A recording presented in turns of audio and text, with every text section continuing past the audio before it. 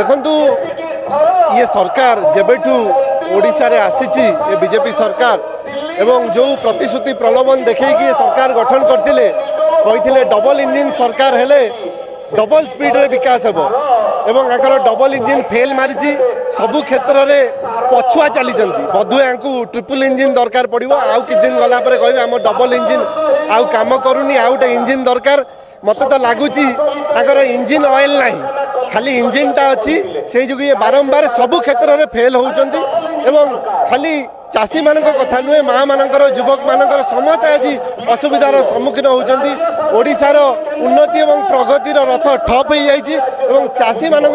लड़ई आंदोलन जारी रबु बेले विजु जनता दल जनसाधारण सहित अच्छी चाषी मान सहित अच्छी युवक साथी मानकर अच्छी माँ मान सहित अच्छी ए लड़ई सरकार निद भांगिला पर्यंत जारी रही